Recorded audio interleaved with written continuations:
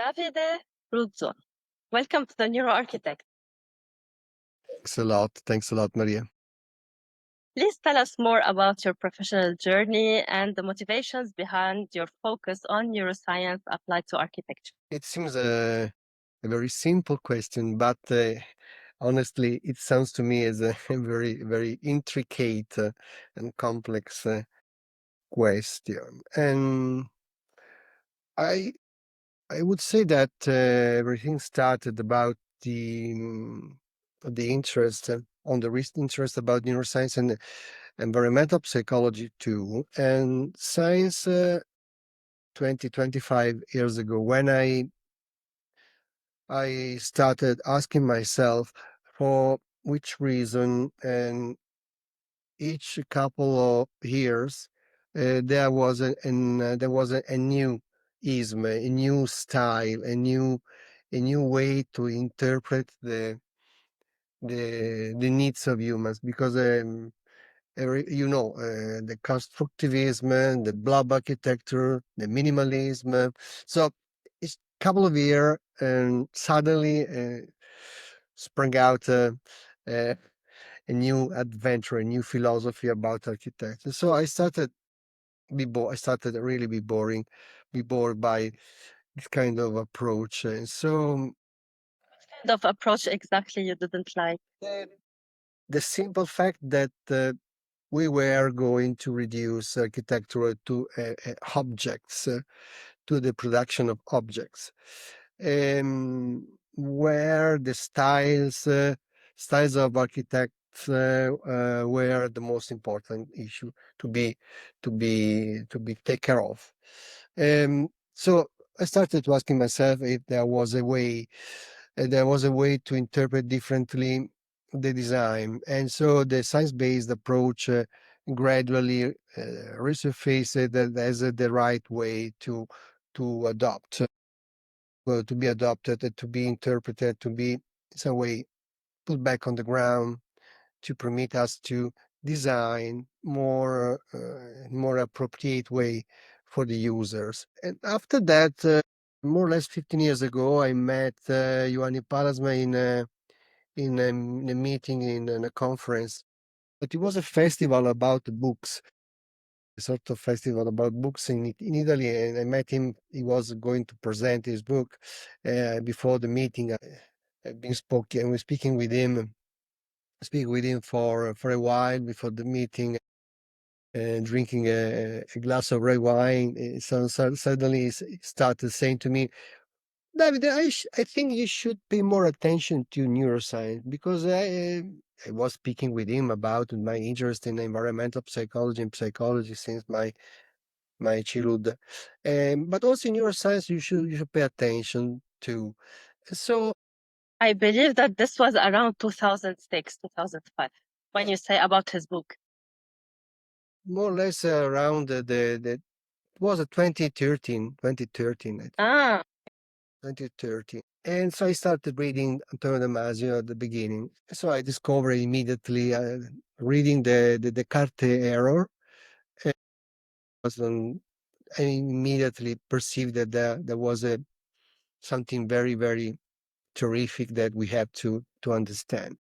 And the role of emotions, since the beginning, has been crucial from my perspective, from my take about the architectural designing merge with the neuroscience and environmental psychology. And so gradually I started to deepen and deepen and deepen. I started reading books and books and studying a lot of materials. And But here you were bridging the two disciplines, so there wasn't really books except maybe for Palasma and very few people who were bridging already these two disciplines. So you were trying to read from both disciplines and bridging them, right? I was trying to bridge yes, because see, this is the right verb we should use to bridge the two disciplines. It's also important to remark this verb, because I'm not trying to create a new discipline. First of all, this is my approach, because I'm an architect. I design architecture. All the different way that I'm adopting is to interpret the user's needs as a starting point, to interpret the needs of people, not only in an abstract way, but also speaking about their flesh in some way, their bodies, and their implicit and pre-reflective needs, and trying to design architecture considering the long trajectory of the architectural history evolution. Because this is another key point, according to my point of view. We should pay more attention to the history of architecture, not because we want to copy and paste. I don't like postmodern, dislike completely, but because if we are able to recognize the habits embedded into the history of architecture, we can also find the right way to translate those habits into the new architectural form, in the contemporary form. Nevertheless, we recognize differently that our contemporary architect is almost completely devoted to run in another direction. This is what you saw when you started reading and diving deeper into the books you were talking about. Yes, exactly. You perceive that reading neuroscience, you understand humans, while reading the if you're capable to grasp the neurological neuropsychological mechanism that in some way drive our navigation, our perception, our way to live inside architecture. You can have the right the suggestion, the right brief, if you want, to design architecture. So design architecture through neuroscience lens doesn't mean to design a new style of architecture. It simply means, according to my personal point of view, to have a more awareness about the way to reuse the same materials that we have as architect, to attune. This is the verb I love to use, to attune the users with architecture, or better, reversely, to attune architecture with humans, as this is the title of my book, obviously, and to attune the design, or architectural design, with the humans. So you started reading these books, and then it took you, I don't know, some years, and then you said, okay, I must do something about it, research, project. So what did you do after that? After you started reading, after your meeting with Palasma? At that moment, one of the first action I developed, I made, has been to ask the dean of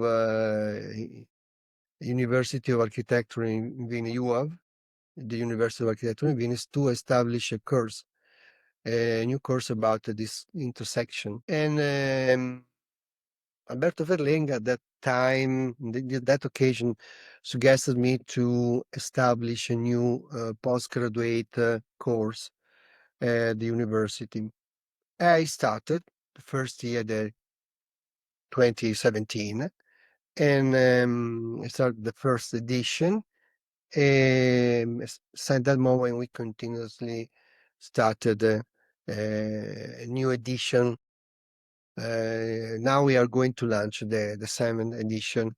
Since that moment, and during the previous six edition, we graduated 86 students, because our students are not only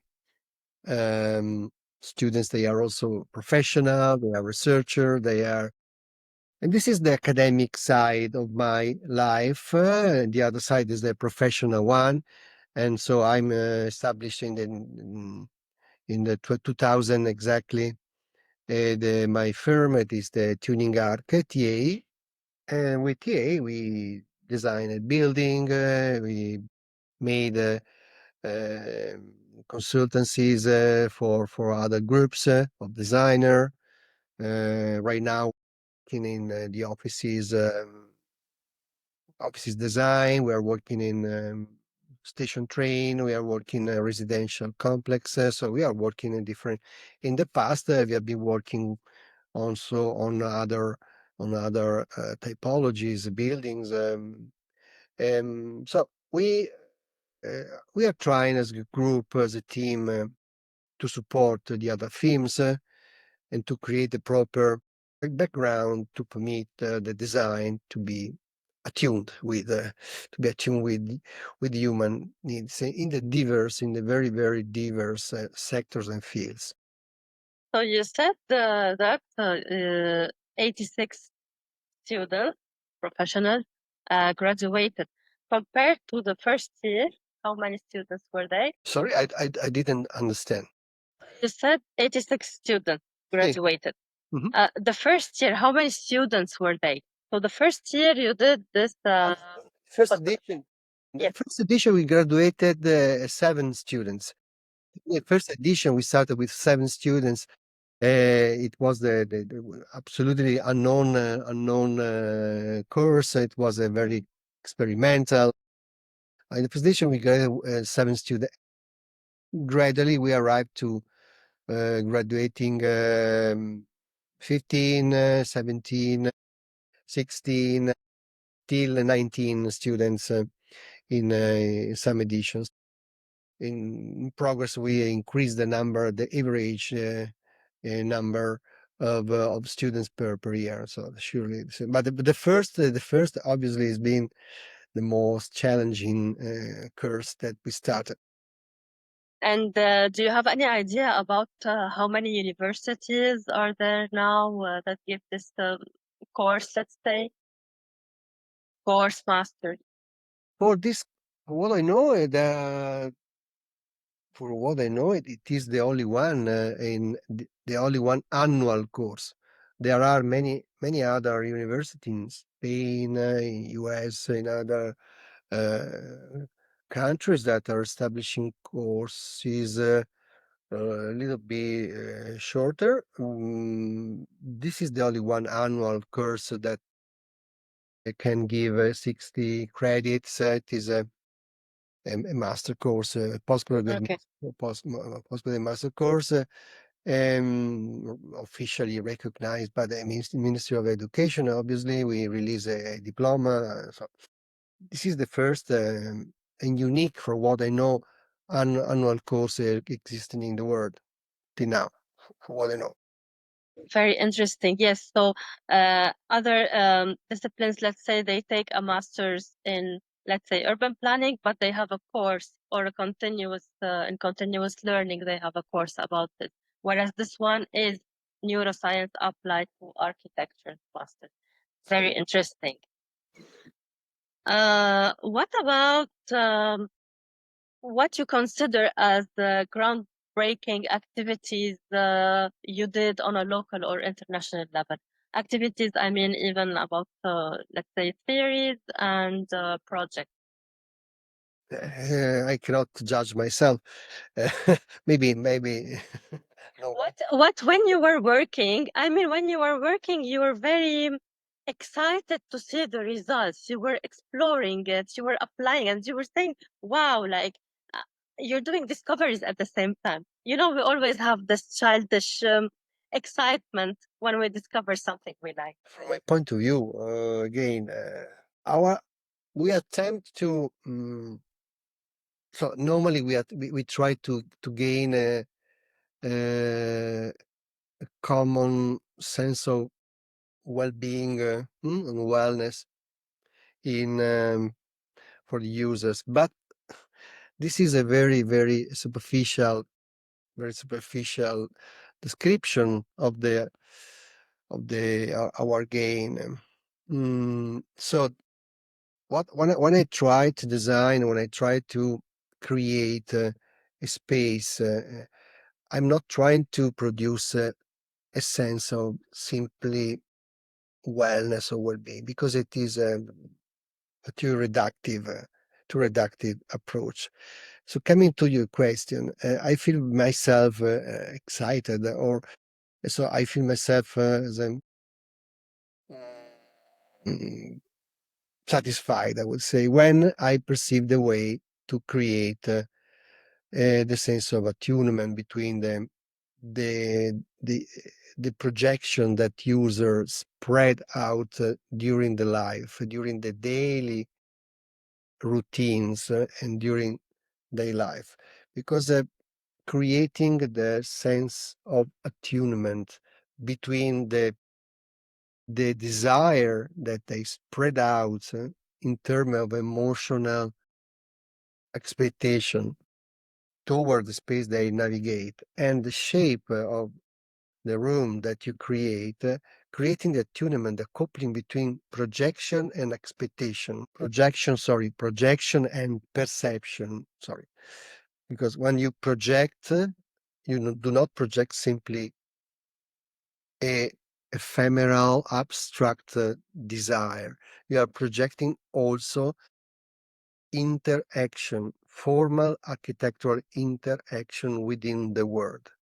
So, and when you are able to design the room in a way that is capable to couple with this kind of expected interactions, I feel myself obviously happy. And because I think that probably the people, when we'll started an activity inside this and that space, will find the attunement, we find that the proper Or find themselves at some point.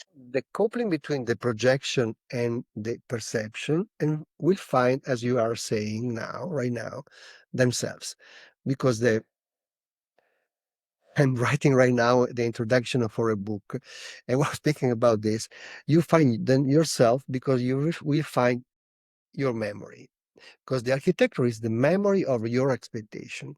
And say, if you are able to design the outdoor and the indoor of buildings in a way capable to some way resurface through the interaction the memory of the bodily expectation that you have stored inside your body, you can produce the coupling, the attunement between architecture and desire. And when I feel that I'm going to be able to obtain this result, it is not it doesn't happen always. It is sure, because we several times we are not capable to find the circumstances, the context inside which we can work appropriately. It's because the environment is already built, and we have just For many find a way to implement this project in this place that is already maybe crowded or for many already constructed in a different way. But yeah, for many reasons, because the environment is already built, because the person with which you are going to work are not exactly attuned with Yeah. your targets. You are incapable to correct maybe a process that already started. You are in the run. You are not capable to drive and to correct it sufficiently the trajectory. Sometimes happen because sometimes we are being invited to take part of the design process also when the design had already started, and so you jump on the coach. You jump on the coach thinking to maneuver to drive, but you are not able to drive because the trucks on which you are running are too rigid, and so you cannot modify the trajectory. So sometimes happens. So you feel yourself not sufficiently satisfied. Okay, but when it is possible, having the chance to nourish the process since the beginning, I can say that I feel that we are doing a good job. We are doing something significant for the users that I hope will be capable to create the so-called well-being or so-called wellness. But as I was saying before, the parsley that we use in cooking is the wellness is more or less the same terms. So there's a very there are some words that are are abused and not used. So we should avoid to use these terms because they are superficial. I remember what you were saying. I remember reading it. I remember reading it in your book about how we project at some point our memory in the architecture that we see to for this overall sense of well-being. So can you tell me or tell us about a project, like an example of a project that you worked on? In this period, right, exactly last week, we concluded the design concept of the offices for the new headquarter of the Deutsche Bank in Luxembourg. I worked as a advisor for neuroscience applied to design for the TP Bennett, a big firm in London. And so in this case, we found a way to, but I honestly thanks the the the, the very wise uh, driver, because there was a driver, a very wise that driver from the Deutsche Bank, Marco Lo Giacco, has been the one of very clever guy. And so he understood since the beginning the role and the importance of this approach. And so we found a way to collaborate with TP Bennett in the proper way. And we defined the design, inserting many mechanisms, many room space organization. We were working in the interior design of this space, because the building was built according following a project designed by Bjarke Ingels by Big. This is the biggest timber structure in Europe. It is close the airport in Luxembourg. Inside this building, we established the new seat of the Deutsche Bank for Luxembourg. We, as a big team, involving also Arup, involving also B Squared as a project manager, um, involving many different professionals. But it's been a So very good experience that we concluded for the concept design phase. when you say that you are the advisor to apply neuroscience to architecture, what exactly do you mean? So people will hear it, they will say like, what is he exactly talking about?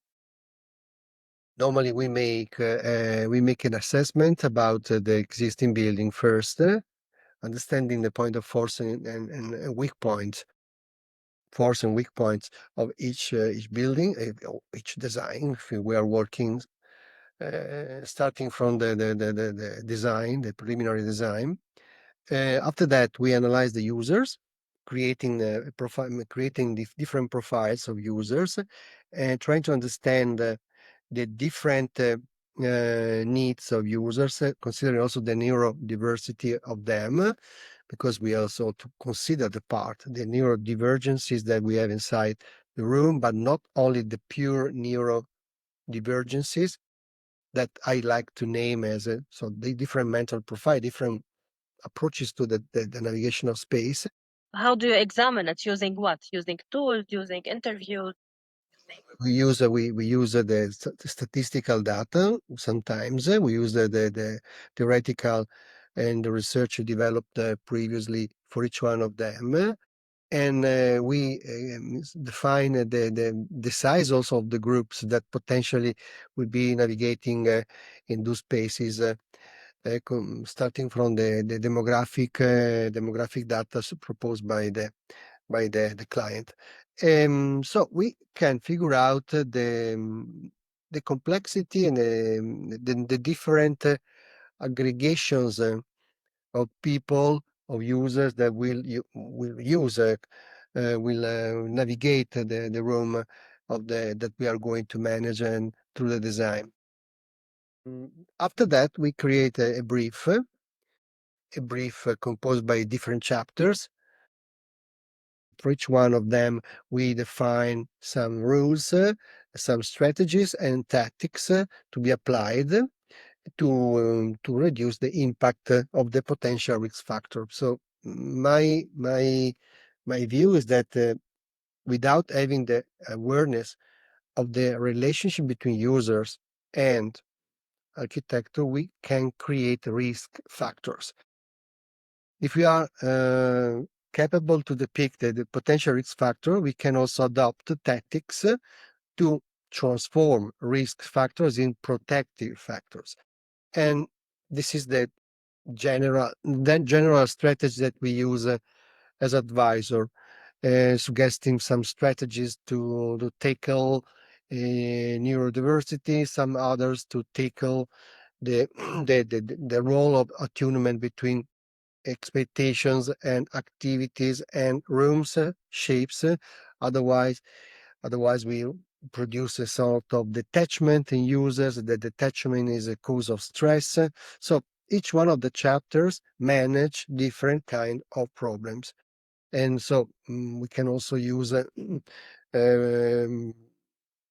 particular attention on the role of nature, the role of agency, the role of lights, and so on.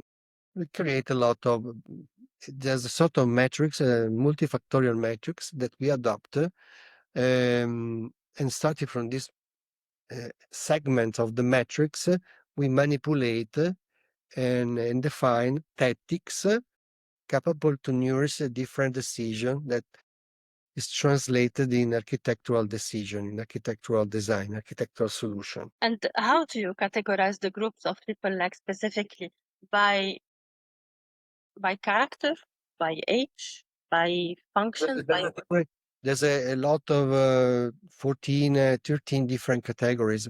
There's we categorize the group by age, because surely the children have a particular needs toward space. The elderly, um, the elderly have other kind of particularities.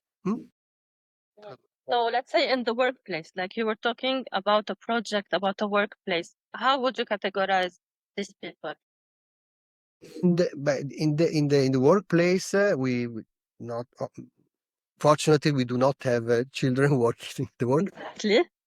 Even also elders, like very. The elderly is not no. In the offices, the categorization start from the sensorial deficit and the motor deficit, and considering also the person that are achromic, there's a problem with the perception of different colors, acromia, or perception of ipovedenti, that people that are almost blind, and also all the people that are perceiving and are having HD, hyper, ADHD. exactly, hyperactivity attentional disorder, and on the spectrum, autistic spectrum, or person that are living a kind of depression or a particular kind of anxiety. And each one of them has a particular needs depending by the hyper or hypo stimulation produced by the environment. They need to have some shapes to organize the room in particular ways to respond to the needs of autistic person, because they have some difficult to they need to be in control of the space, the sense of agency, possibility to shift from one position to another to maintain proxemics distances, for example, is really important, and they need to have a different solution inside the same space, permitting them to be close to the other person or not when because it depends by the indoor universe they have in that moment exactly. The indoor universe, it means that they had the conglomeration of multifactorial dimension that they are perceiving in exactly that moment, because they need to have a continuously diverse possibilities to arrange their relationship with the other person and with the space. So you need to create a space, a workplace, where people feel integrated and where the space encourages them at some point to communicate effectively. In some ways it is correct. Your interpretation is correct. Mhm. And so, what should we do in this case? To examine each employee, to take a file where he or she checks what they think they have, or how they feel, or we make it into group, or But like a group work or individual work on them. How do we know what they have? no, we can't know what they have exactly, because we cannot examine one by one all the employee in one office. We have to create the proper condition for everyone. Correct. Exactly, in general, and it will fit. Even if people are not aware, this is something very important I talk about. Like in societies where even talking about our conditions is a taboo. Uh, when architects create this silent treatment to people, even if they're not aware of it, they would feel better without knowing why, and we would have um, fulfilled a um, very noble role, let's say. Sure, we need to create the opportunities for everybody. For everybody means for everybody, not for this or for that, but for everybody. So if you are capable to depict the incredible diversity that there are inside an office, you need to create a diversity inside the office itself. Diversity of rooms, diversity of size, diversity of atmosphere, diversity of arrangement, diversity of system of furniture.